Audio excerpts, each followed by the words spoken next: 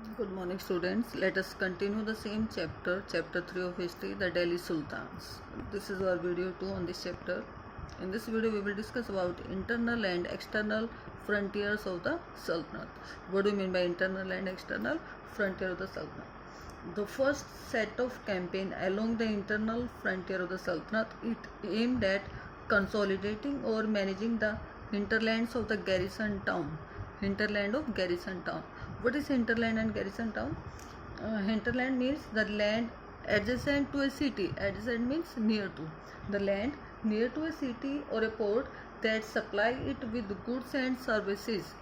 The land near to a city which supply it, goods and services, that is called hinterland. And garrison town, this is a fortified settlement along with soldiers. It's a fortified settlement along with soldiers. This is called garrison town.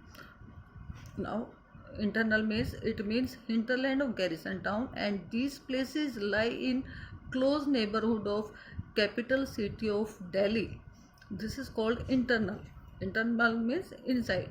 It means hinterland of garrison town, and these places lie in close neighborhood of capital city of Delhi. It means these places were near to Delhi, internal frontier.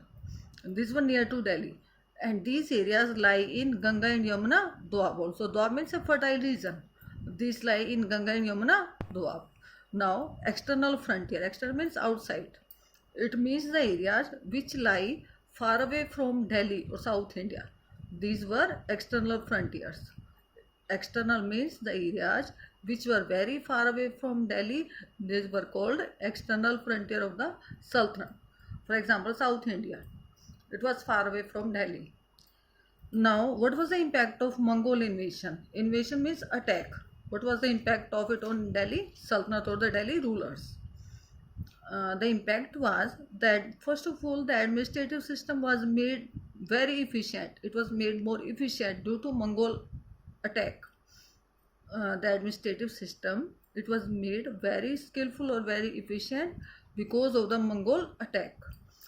And it led military and market reforms also. Because of this attack, it led to military and market reform. There were some changes in military and market also, and Alauddin defeated the Mongol forces, and a very vast standing army was also set up. A very big army was also raised by Alauddin Khilji and Muhammad Tughlaq, and the revenue was increased up to 50% of the produce. Whatever was produced by the people, 50% the revenue of it was increased. The revenue that was increased up to 50% of the production. And the soldiers were paid cash salary instead of iqtas. Iqta means land.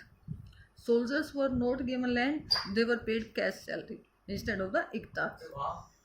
And that was about impact of or effect of Mongol attack on Delhi Sultans. Now the last topic on this is tax levied by the Sultanate dynasty. What type of taxes were imposed by the Sultanate dynasty? There were three type of taxes.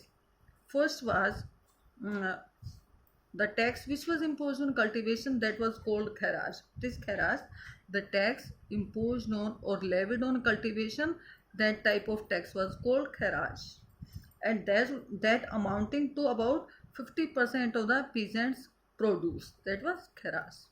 And second type of tax which was imposed by the Delhi Sultanate, that was on cattle. Tax was imposed on cattle also. And the third type of tax, that is the tax which was imposed by the Sultan dynasty, that was on houses. That was the third type of taxes.